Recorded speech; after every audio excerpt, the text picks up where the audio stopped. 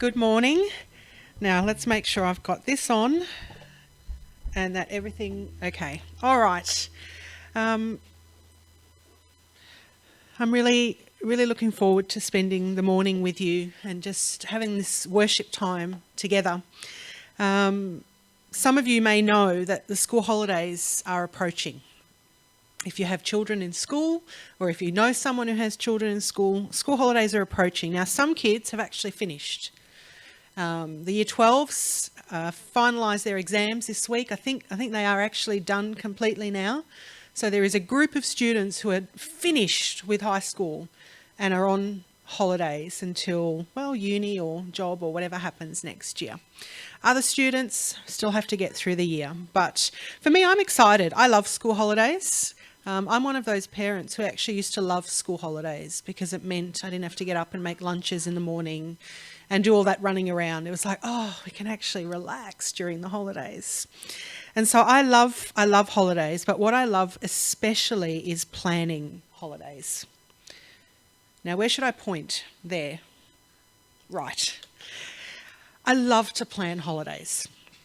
I like to have something to look forward to. And I like doing that sort of just being on the internet researching places to go, places to stay, what to see, what to expect, what's the weather going to be like in 6 months when I'm there, you know, all those things. I just love to plan holidays. And 2 years ago, we went on a really, really good holiday. And there's a picture here, hopefully, of a ship. Okay, so we did a cruise in December 2016 through the Mediterranean. And I have to say, even though it was winter, because it was December in Europe, just look at that sky. We just had the most wonderful, wonderful weather. We only had 1 day of rain on our cruise, but we did a 7-day cruise through the Mediterranean, and we started in Rome. We went to Palermo, Malta, Barcelona, Marseille, Genoa, and then back to Rome. So we just did a loop around the Mediterranean, the western side. Now, the route, of course, planned by the shipping company. We didn't get to just choose our stops and, you know, off we went. We went through the book and, you know, you kind of pick, oh, these are the dates that work and we've got 7 days. And so this is the cruise that we're going to do. And we booked, it was almost 12 months in advance. We had booked this cruise. Now, if I'm honest, I am almost certain that when we originally booked this cruise, there were some different destinations, and sometimes shipping companies do that. If you've ever been on a cruise, sometimes the ports of destination might change as the comes closer. And so we knew we were definitely departing from Rome and landing in Rome. They were the definites. And we were pretty excited about, you know, Barcelona. That sounded pretty exciting, and Marseille. But I'm positive that Malta was not actually originally on the list. It was one of those ones that I think got changed because I don't recall it being in that initial, let's do this cruise. And then when it was getting closer and we're looking, it's like, Malta. Oh yeah, what are we going to do in Malta? What happens in Malta? You know, I don't know. But anyway, what was surprising to me was that my favourite stop was Malta. It was very unique. There's a picture there of us actually heading into the Silent City, and no cars in this particular part of Malta. What I loved about Malta was it was unique. The influences as we looked at the landscape and the architecture, you could see this European Mediterranean vibe, but you could also see this Middle Eastern and kind of African architecture. It was a really interesting place to visit. Now, we were only there for probably about 6 hours, which is not long enough really to see anything. This is us as we actually pull out of the port, so the picture's a little bit blurry. I wish we could have stayed there for more than those few hours. It just wasn't enough. And for me, I know I talked about Malta quite a bit after this cruise, and it's definitely a place that I want to plan to visit again. Not just for 6 hours, but actually to go and spend time, preferably maybe when the weather's a bit warmer so we can swim in the ocean. But it was just an amazing, amazing place. Now, of course, once I got home, you want to know more about Google because that's what you do. And I Googled Malta, and what I discovered was that Malta is an archipelago in the central Mediterranean between Sicily and North African coast. Now, it's a nation that's known for historic sites related to succession of rulers, including the Romans, the Moors, the Knights of St. John, the French and the British, and it has numerous fortresses and megalithic temples. And that's why you kind of see all these influences in Malta, because it has been conquered and the landscape has continued to change.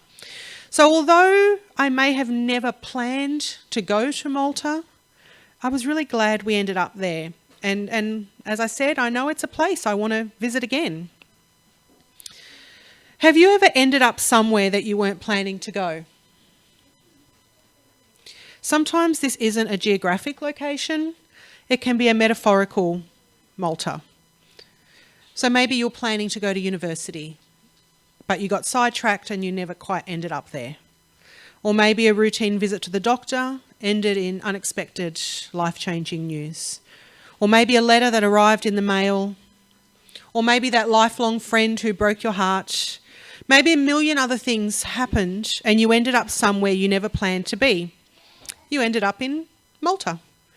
What do we do when we end up somewhere we never planned to be, when we end up in Malta? Today I want to share a message from the book of Acts on ending up somewhere you weren't planning to go. Before I launch into this message, and if you have Bibles, you'll be able to follow me in Acts 27 and Acts 28. But I want to kind of set the scene on why we're going to be reading from Acts 28, what has happened to lead to this moment.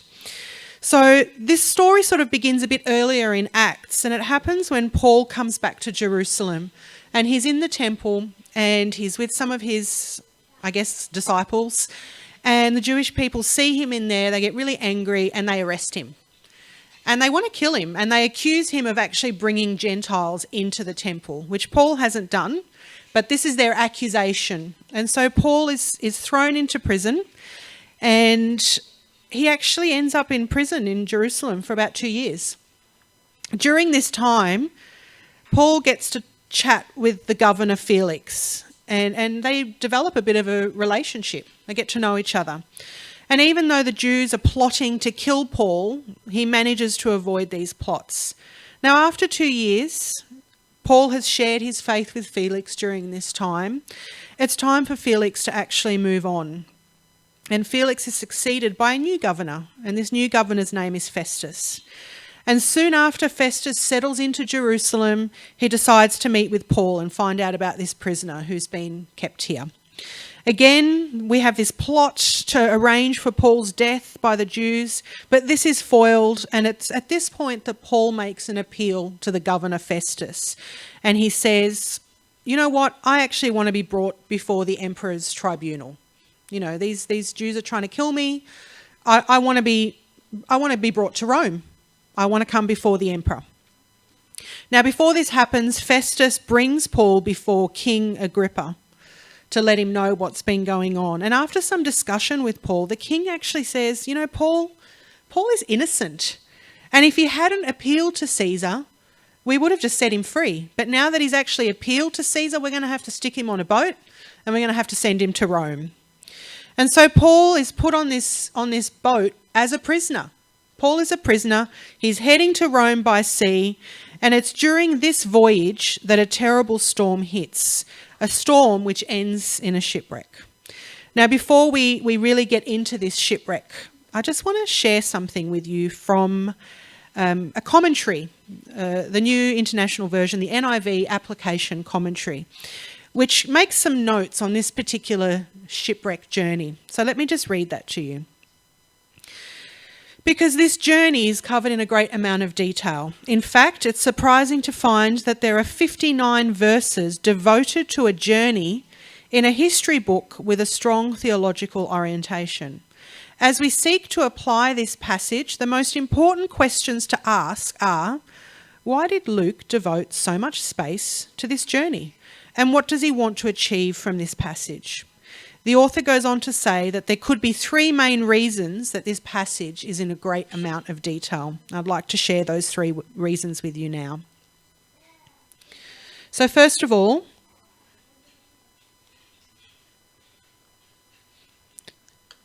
Luke was there. The reason that there is so much description about this shipwreck journey is that Luke was present. He was actually on the ship.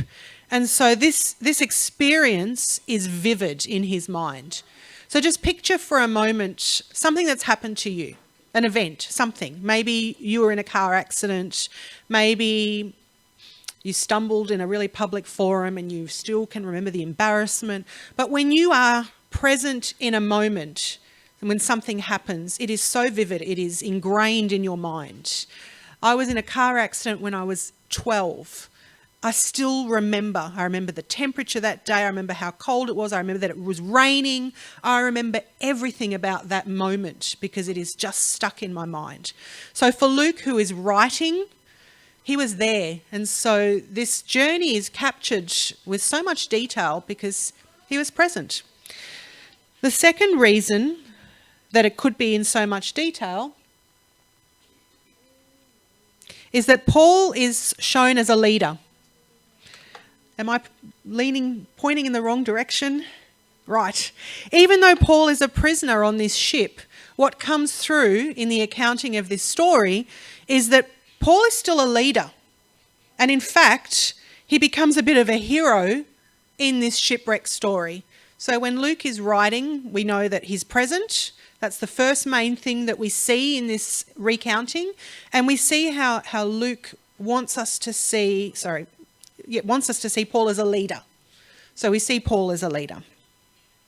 And finally, what we see is that God is sovereign. God's sovereignty is at work. Now, although I would say that this theme runs right through Acts, this is something that is super important when it comes to negotiating a plan that seems to have gone wrong. So God's sovereignty is at work throughout this recounting, this shipwreck story. All right, so we're gonna dig into the scriptures now. So if you would like to follow along, I'm going to be reading from Acts 28 in a moment, so you can be ready. So Paul is sailing to Rome. I've already covered. It's not ideal conditions, as mentioned. He's a prisoner, and then a storm hits while they're on the seas. Everything that can go wrong goes wrong. We've got waves, we've got fear, we've got supplies being thrown overboard.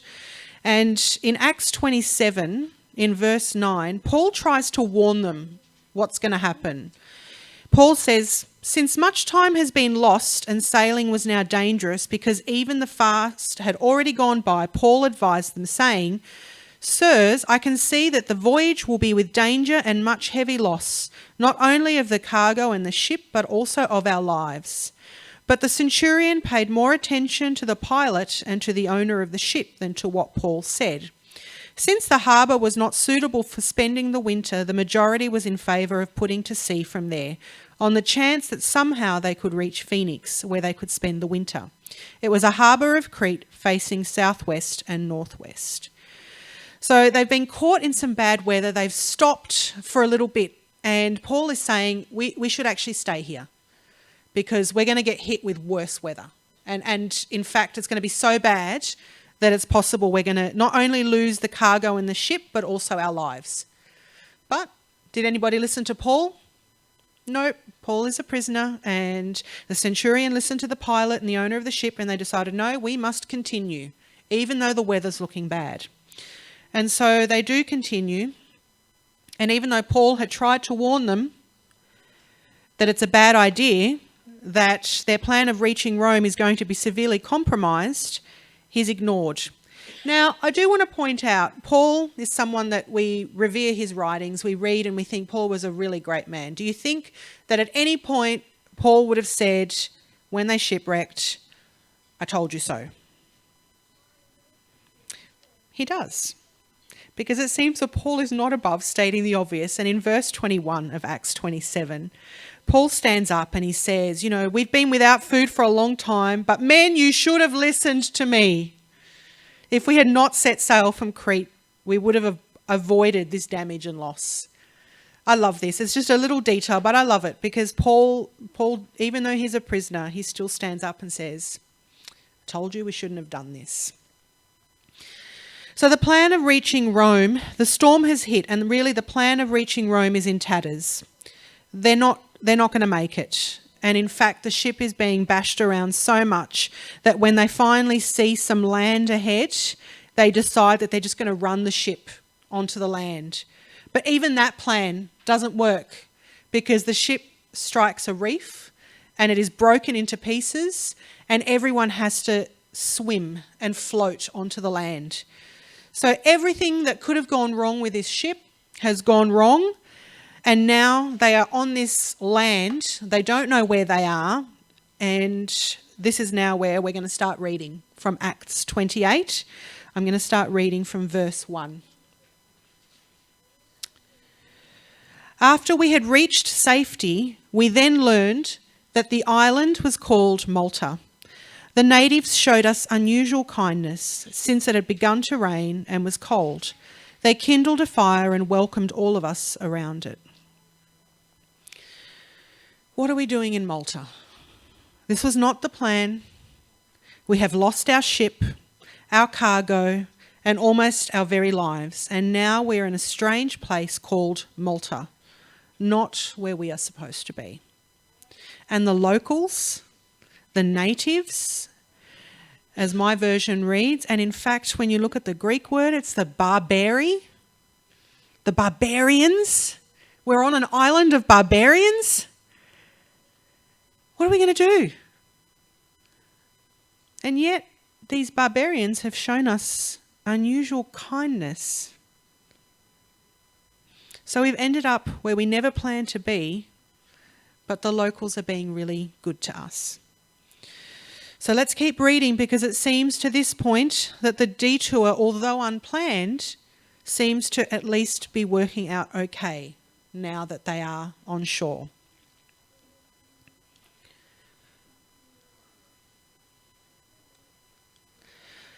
Paul had gathered a bundle of brushwood and was putting it on fire when a viper, driven out by the heat, fastened itself on his hand. When the natives saw the creature hanging from his hand, they said to one another, "This man must be a murderer. Though he has escaped from the sea, justice has not allowed him to live."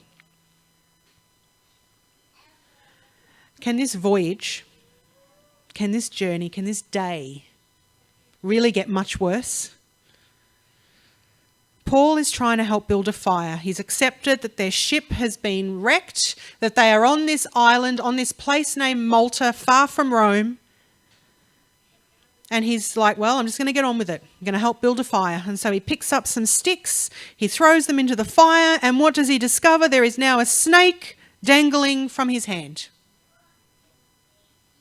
Now, I don't know about you. I don't know how many bad days or weeks or months or years even you've had. We all have bad days. We all have things that go wrong. We all have an idea of where we want to go, something we want to achieve or accomplish that somehow gets shipwrecked. For me, I can tell you that there was a moment at the end of 2013. I began in the beginning of 2013, I began my studies into ministerial studies. I quit a corporate job that I had, and I took on a position as a lay pastoral worker, which was about 10 hours a week. And it was, for me, this ideal mix of study and work, and it just seemed like, yes, I am exactly where I'm supposed to be.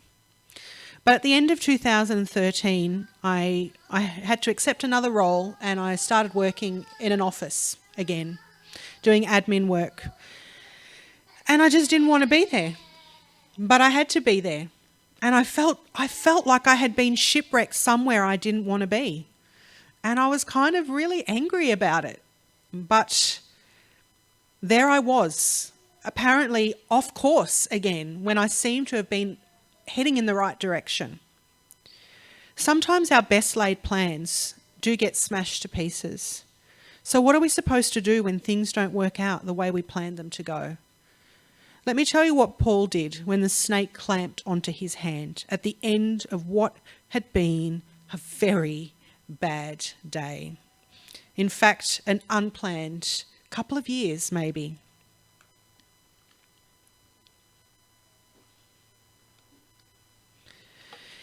Paul, however, shook off the creature into the fire and suffered no harm.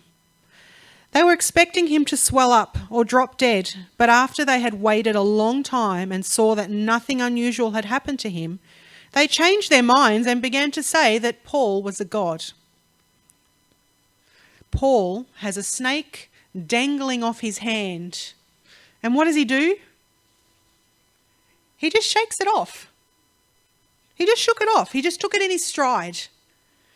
Okay, I'm not where I'm supposed to be. I'm not where I plan to be. I'm not in Rome. I'm shipwrecked and I am stuck in Malta. And it looks like we're going to be stuck here for a while. So let's just get on with it. He shook it off. He shook off the snake. Do you find it easy to shake things off when they go wrong? When things don't go according to your plans, and when you find yourself in a situation you didn't expect or ever wanted to be in, can you shake it off? And because Paul is Paul, and the barbarians are now fully paying attention to him, what does Paul do? Paul brings the gospel. He brings Christ to a new people. The retelling of this shipwreck incident continues. And I'll just read to you now from verse 7, Acts 28, verse 7. Now in the neighbourhood of that place were lands belonging to the leading man of the island named Publius, who received us and entertained us hospitably for 3 days. It so happened that the father of Publius lay sick in bed with fever and dysentery. Paul visited him and cured him by praying and putting his hands on him. After this happened, the rest of the people on the island who had diseases also came and were cured. They bestowed many honours on us, and when we were about to set sail, they put on board all the provisions we needed. 3 months later, we set sail on a ship that had wintered at the island, an Alexandrian ship with the twin brothers as its figurehead. We put in at Syracuse and stayed there for 3 days.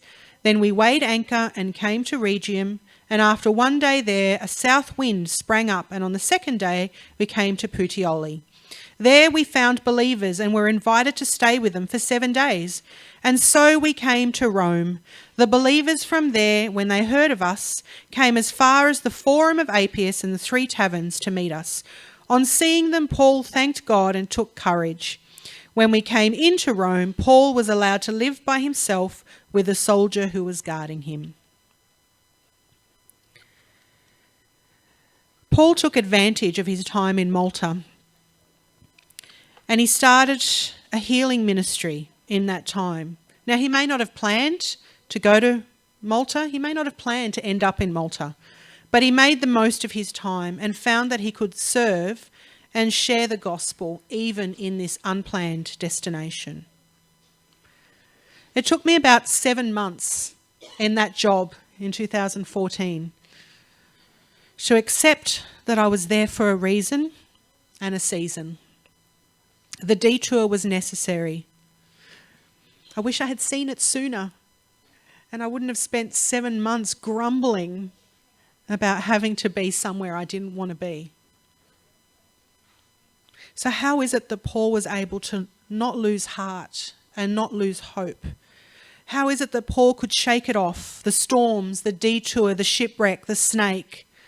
How can we stay encouraged when we seem to be way off where we thought God's plan was sending us? I believe the answer is found in Acts 27. And I'm going to read to you from verse 21. From verse 21. Since they had been without food for a long time, Paul then stood up among them and said, "Men, you should have listened to me and not have set sail from Crete, and thereby avoided this damage and loss. I urge you now to keep up your courage, for there will be no loss of life among you, but only of the ship." So verse 23, "For last night there stood by me an angel of the God to whom I belong and whom I worship. And he said, 'Do not be afraid, Paul. You must stand before the emperor. And indeed, God has granted safety to all those who are sailing with you. So keep up your courage, men, for I have faith in God that it will be exactly as I have been told. But we will have to run aground on some island.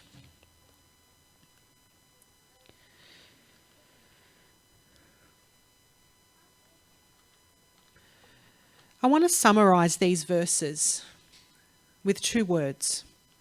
2 words that I believe carried Paul through this detour. 2 words that kept Paul focused on his mission and plan. 2 words that kept Paul from becoming discouraged no matter what came his way. Do you know what these 2 words are?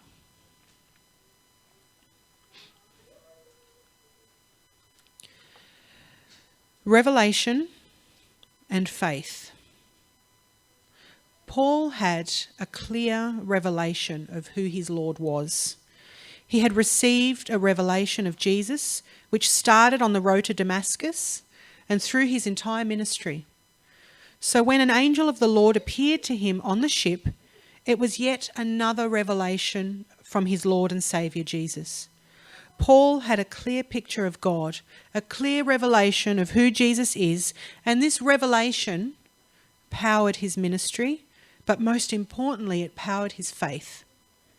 So when the angel appeared and said to him, Paul, you must stand before the emperor. You must stand before the emperor, and God has granted you safety. Paul didn't hesitate to believe. And that's faith, isn't it? You believe without hesitation that what God says will happen, even when you don't see how, even when things are going so bad, even when you're imprisoned or your ship is caught in a storm, even when you get shipwrecked, and even when you end up in Malta. Even when a snake attaches itself to your hand.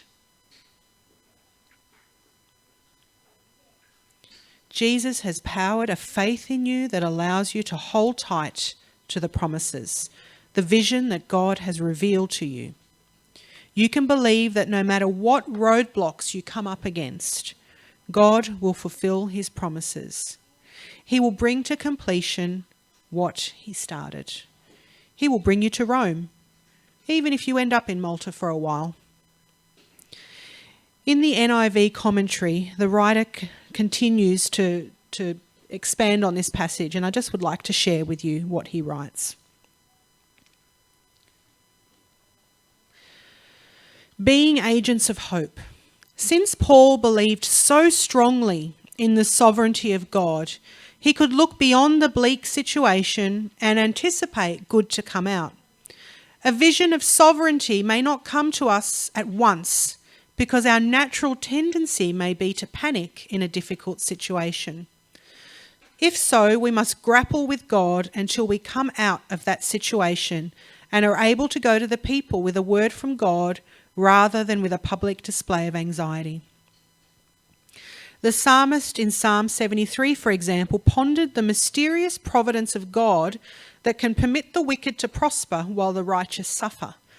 After a sustained reflection on his doubts, he said, "If I had said I will speak thus, I would have betrayed your children." As a result, without publicly proclaiming his doubts, the psalmist went to the sanctuary to battle it out with the Lord. There he received a vision of God's sovereignty, and in the rest of the psalm he praised God. We too must grapple until we see things the way God sees them. And this will give us the confidence to be agents of hope in a hopeless world. So what does this mean for us? Can we stand in the face of discouragement? Can we stay positive when everything seems to be falling down around us? Can we hold on to hope? I started by saying that there are possibly 3 main reasons that this shipwreck passage could be in such detail. That Luke was there, that Paul is seen as a leader, and God's sovereignty is at work. But I want to respond to these 3 now on a more personal level, or a more practical level.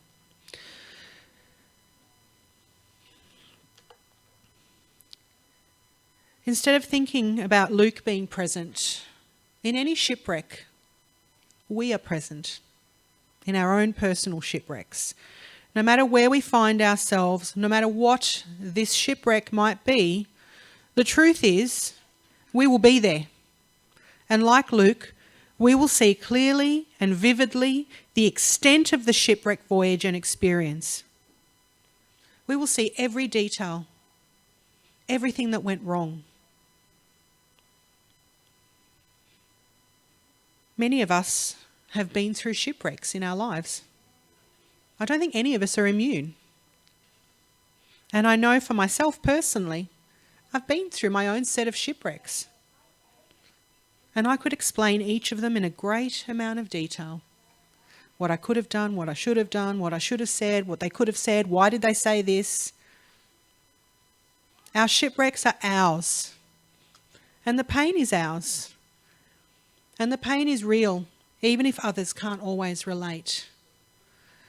What we have to understand is that in any shipwreck that we encounter, we are present. We can't avoid it. We will be there.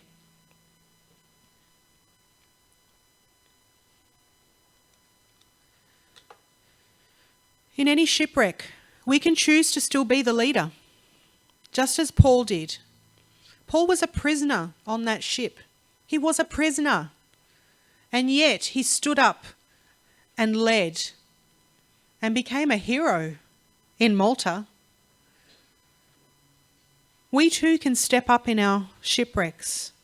No matter who we are, we can choose to take a leading role in this disaster. We can choose to stand up and not run away. We can choose to shake it off and do the best that we can do. We can choose to be the leader in our shipwrecks.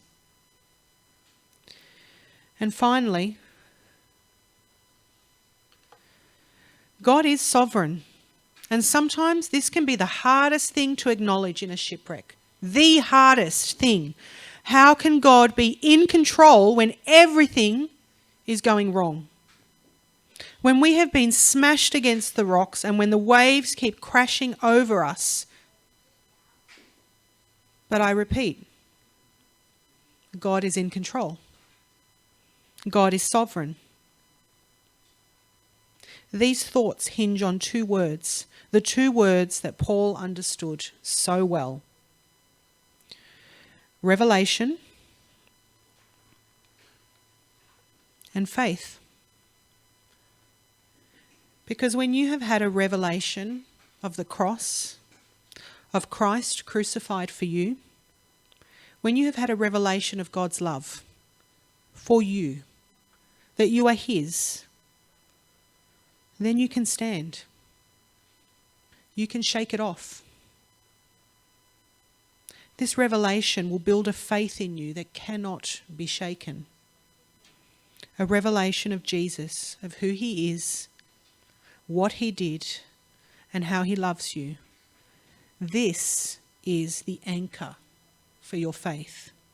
So that no matter where or when your shipwreck happens, because it will happen, we are not immune from shipwrecks.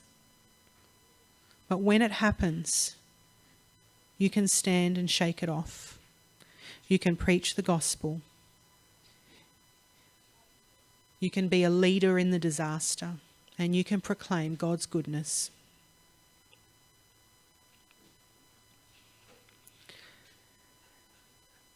Paul was no stranger to shipwrecks. When you read through the book of Acts and through his letters, you discover that he was beaten and stoned. Attempts were made on his life numerous times. And in the closing chapters of Acts, you have this story of shipwreck. But Paul never doubted. And when that angel appeared to him on that boat and said to him, "You must appear before the emperor. Therefore God has granted you safety," Paul didn't hesitate to believe. And when we find ourselves in our shipwrecks, we must hold on to the promises that God has made, that He will bring all His works to completion, the good works that He has started in each and every one of us. He will bring to completion so that we can stand and our faith can be strengthened.